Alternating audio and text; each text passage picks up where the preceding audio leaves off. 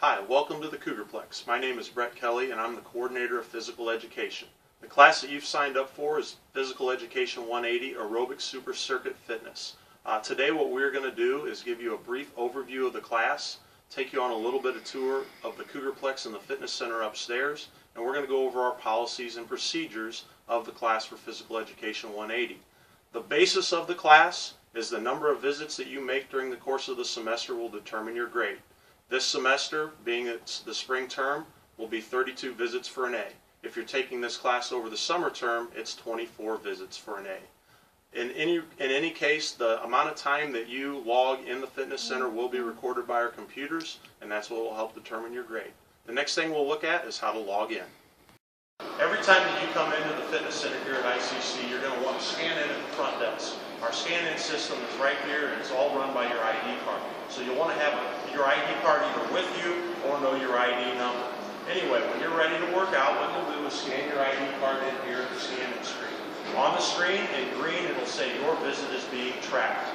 Once it says that, that means your time is being recorded. Remember, it's 45 minutes for a visit to count during the fall and spring terms, and it's 60 minutes for a visit to count during the summer. Once you're finished with your workout, you'll come back downstairs, you'll scan out, and it'll say your visit has been recorded. Once your visit's been recorded, that is your one visit for the day. Remember, you can only work out one time per day for credit. The next thing we'll show you is a brief overview of how the class works when we go upstairs and look at the fitness center. Once you've scanned in downstairs to work out, you can come upstairs and begin your workout. We require, again, 45 minutes during the fall and spring term and 60 minutes during the summer term. We recommend that you do a workout that varies cardiovascular conditioning and weight and strength training. For the cardiovascular conditioning, we recommend 25 minutes of either the treadmill, elliptical, bike, or other forms of cardio equipment. And for weight training, we recommend a session of one time through our weight circuit or doing 20 minutes of weightlifting in our weight room. We'll show you that here in the next second. The first piece of equipment I want to show you how to work out on is the treadmill. The treadmill, the most important thing that you need to know about the treadmill is make sure you straddle the belt when you hit the start button. I'll explain in detail in the next section how we adjust the speed, the incline, and start and stop the machine. Okay, on our treadmills, we have a couple different variations of it. This is a touchscreen treadmill where everything will be on the touchscreen. We also have treadmills that have a smaller touchscreen with the TVs mounted above. This is how you work the treadmill. Always start straddling the belt, and then you can begin by hitting the quick start button. Once you hit the quick start button, the treadmill will load itself up. It'll return to a flat incline, and then the belt will begin to move. Once the belt begins to move, you can adjust the speed and the incline to what you wish. We recommend that if you're going to walk on a treadmill, you keep it above 3 miles an hour. If you like to jog on the treadmill, keep it over 4 miles an hour, and if you'd like to run on the treadmill, keep it above 6 miles an hour. We ask that if you're running above 6 miles an hour, that you clip the safety belt onto your shirt or onto your shorts when you're running and working out. That way, if you happen to come off the back edge of the treadmill, it automatically kills it. As you can see here on the screen, you have your adjustments for incline and speed, either out in front of you on the touchpad, or you can also do it on the touch screen. By hitting the arrows up and down, you will adjust the speed and you will adjust the incline. As you can see, when we're working out right now, we're working out with a track in a stadium setting. You can also change that to go up and down hills on a mountain setting, or if you're training and you'd like to see how far you're going in distance, you can go on a 5K course. If nobody is on the belt, if you haven't began yet, it will detect that and show that no user's on the belt. Just hit the OK button to continue. Now you can see as we're ready to work out, we can step on the belt and begin moving. I'll show you how to run through the video, the USB port, and your iPod attachments as we go forward in the next section. Okay, once you begin your workout, you can adjust the speed to your liking using the touchpads or on the touch screen. If you'd like to play your iPod, we do have an iPod attachment. Please feel free to plug your iPod into that, hit the iPod icon, and then your iPod will be detected and your home screen will show up. Since I don't have an iPod on me right now, I'm going to show you our video system. Each piece of cardio equipment here in the fitness center has satellite TV. We have the little cards that have your TV guides that are located on each piece of machinery. It's real easy to work the TV. This has the videos. You hit the video button, the TV screen comes up. If you'd like to change channels, just push the channel button. That'll change channels. If you'd like to increase the size of your picture, swipe your finger across the screen. If you'd like to make it full screen, swipe it one more time and you have full screen television.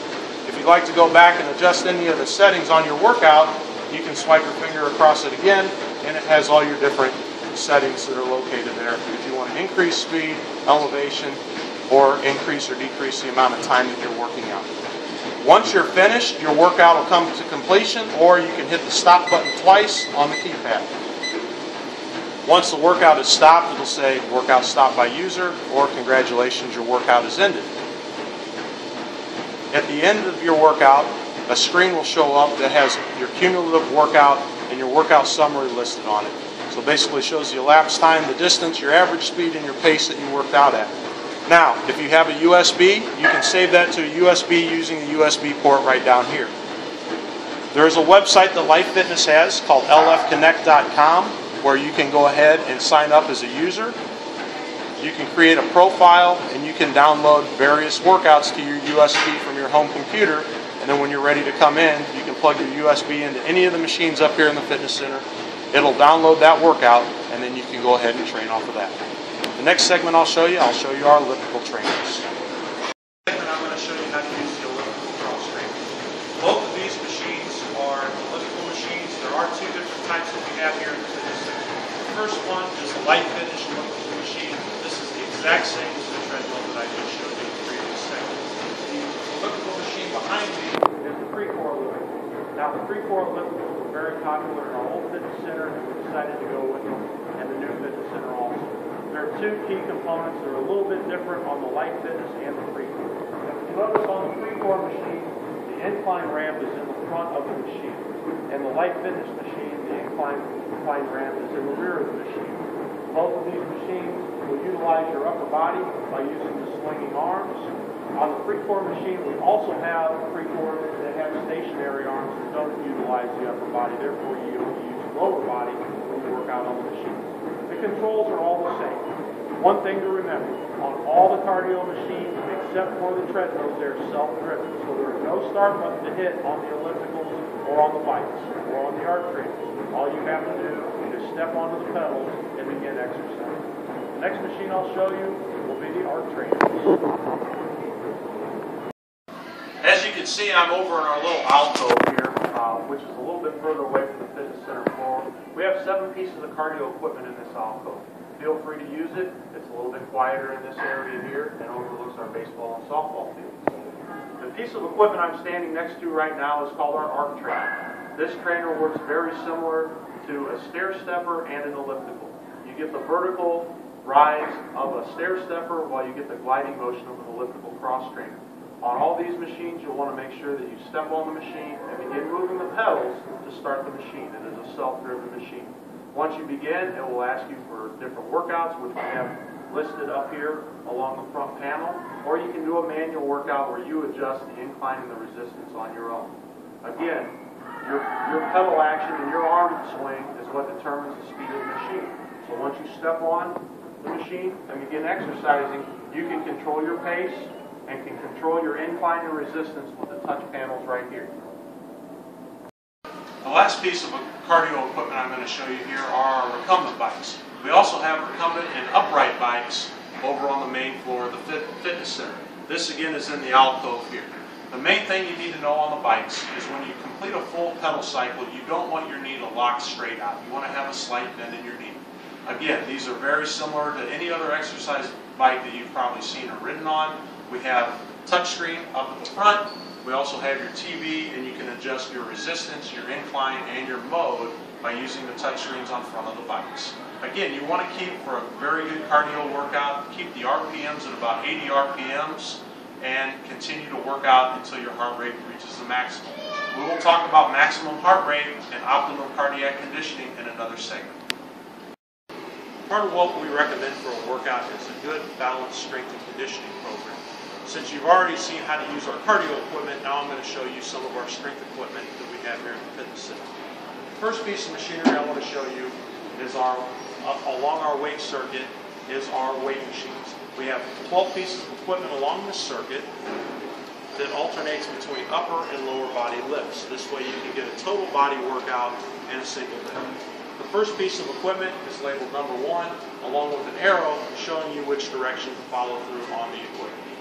All these pieces of equipment have a placard that shows the muscle group that you're going to work, how to adjust the equipment, and the name of the exercise you're about to perform.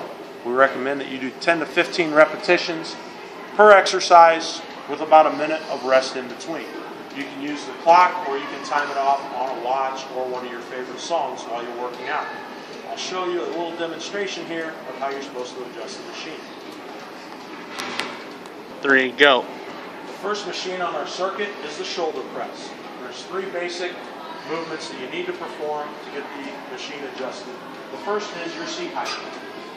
I'm going to adjust the seat height all the way to the bottom. It's very easy. It's fingertip control. By pushing the seat down, it's locked in place, and now I've adjusted my seat height. The second adjustment I will make is my shoulders.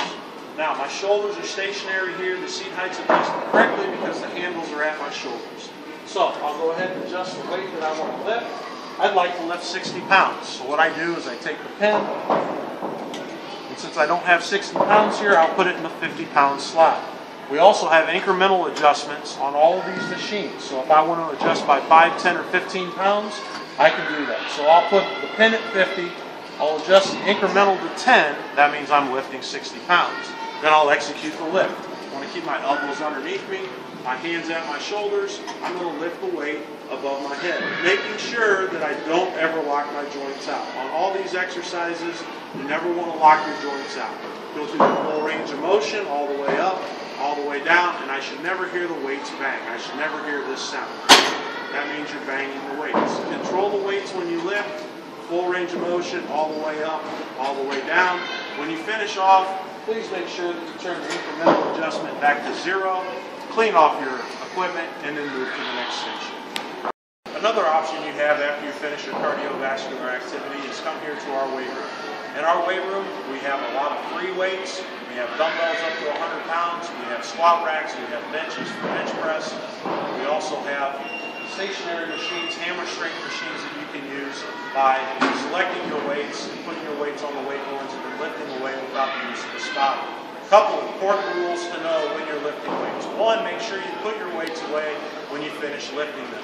There's nothing worse than having dumbbells laying underneath you on a bench when you're doing a bench press, and if you happen to drop a weight, smash your finger on another dumbbell. So please make sure you put your weights away. The other thing is to make sure you lift with the spotter. If there's no spotter available, a partner available with you to work out with, you can always see someone at the front desk and they will provide a spot for you when you're lifting your heavy weights. Again, make sure you put your weights away and lift with the spotter. Safety first up here in the weight room. Okay, another option that we have here at the fitness center is we do have an indoor track that goes around our rec gym. Now, our indoor track is 1/10 of a mile, which means 10 laps equals 1 mile. Please make sure that you check the sign each day to know the direction of the track. We would like to have our runners run on the outside lanes and our walkers walk on the inside lanes. Regardless of how many laps that you go, 10 laps is a mile, not determined by whichever lane that you were in. So the outside lane is no farther than the inside lane just because of the configuration of the track. We ask you to practice safety when you work out on the track. Again, walkers on the outside, runners on the outside, walkers on the inside when you work out. Also, please don't be on your cell phone texting or taking calls while you're on the track.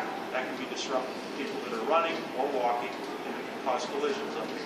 If you're going to do any type of interval training or sprint work, we ask that you do it on the far side of the track, away from the columns and pillars. That way there's no blind spots, and you can run at your will on those long straight lines. The final area here of the fitness center I want to show you on this video tour is our stretching, toning area and our bulletin board area. This is located behind the front desk upstairs in the fitness center. You can come back here, you can use the medicine balls, you can use the yoga mats, you can use the stretch mats, the light dumbbells to do a bunch of different various exercises kind of away from the main loud area of the fitness center.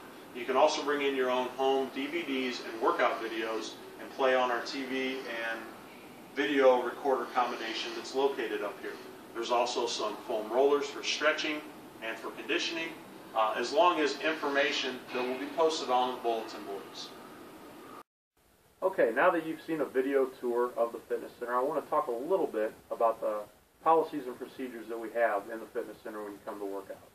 Please make sure that you wear proper workout attire when you come and work out in the fitness center. Proper workout attire would be sweatpants, sweatshirts, shorts, t-shirts, any of that type of material will be fine in the fitness center. We want you to stay away from jeans, work clothes, work boots, and sandals. Please make sure that you wear a closed-toed shoe, and we prefer that you lace it up when working out in the fitness center. Also, please don't bring food or beverages to the fitness center. If you'd like to bring a water bottle, that is fine, or any type of beverage with a sport top is fine. We want to keep you away from bringing in bottles without having lids on it, and then also any type of glass